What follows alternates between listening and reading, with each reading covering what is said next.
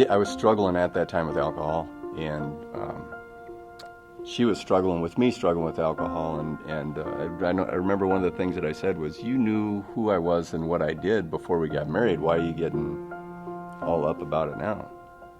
You're going to go to a bachelor party for the second time you got your OWI. So that night, I thought it was different. It really wasn't any different. I drank and got drunk and then started drinking Coke.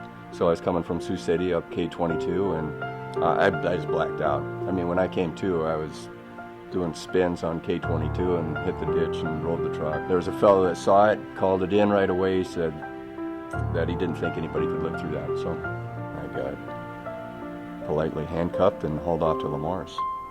I called Amy and I said, hey, I got arrested for OWI, I rolled the truck, and I'm in jail in Lamar's.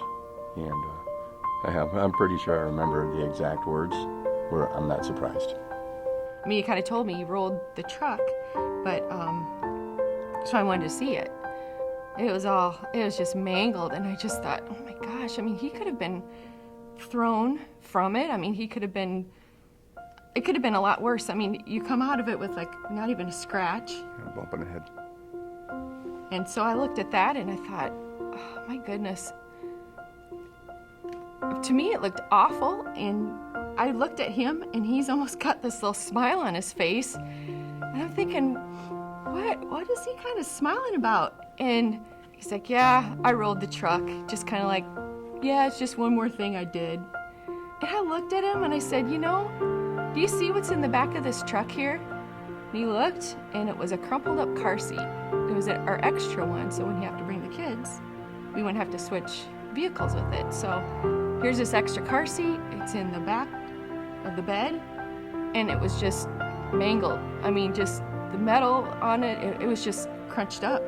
I looked at that, and I looked at him, and I said, you know, what is it going to take for you to realize that you have a problem? Are you going to have to kill one of our kids in order for you to realize what's going on? What can I do different? Because I don't want to live like this anymore. I don't want to be in this feeling like I'm in a deep, dark pit. We can't talk. We don't relate to each other. We look good on the outside, but on the inside we're terrible. It's like it's just leading a double life. And what can I do to do anything different? After talking to a friend of mine, she suggested maybe reading a book, The Power of a Praying Wife. So I picked up that book, and I'm thinking, why would I want to pray for him? I was so mad. I was like, why would I want to pray for him? So I thought, you know what? I've got a couple things I could do. I've got options. I can only control my actions and my attitudes. I can't control Dirk. I can't control anything else, but I can control myself and how I act and how I speak and what I do. So I thought, okay, if there's going to be anything different, I better start with myself. I can't be so angry all the time. I'm going to start praying for Dirk. And that changed a lot. There was the continuing softening of my heart, a continuing of both of us to say, you know, we're really going to start investing in our relationship. We don't want it how it is right now. So it came to a point where we got willing to do whatever it took. So I got a big ego, and for me to ask for help is it's humbling. So we humbled ourselves. I humbled myself and asked for help. We ended up going with another couple who we have a tremendous amount of respect for, and laid our marriage down on the table in front of them and said, here's where it's at, here's where we're struggling, what do you think?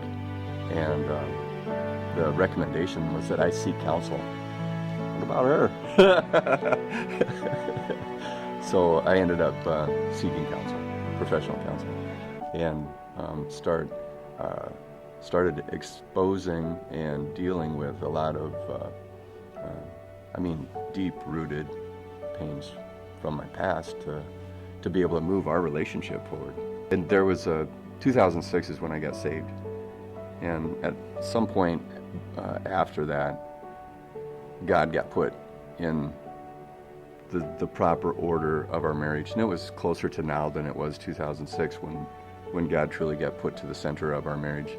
And if that doesn't happen, if God doesn't become the center of your marriage, the number one of your marriage, I don't think there's going to be a salvation of your marriage.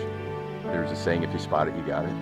There's other people that we purposefully put in alignment in our life because we spot what they have and we want that in our marriage.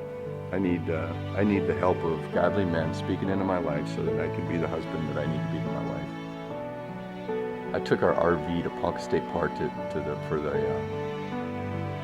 sharing narratives of the journey. And I get this text.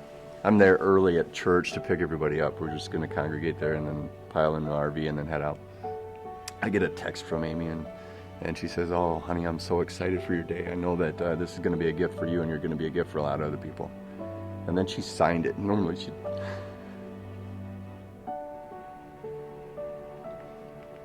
she doesn't sign her text.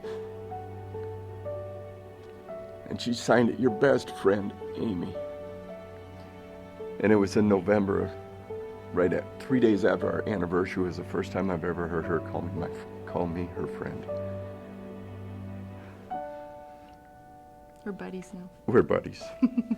So the gifts that have come out of it is the friend that I always wanted and didn't know that I could have.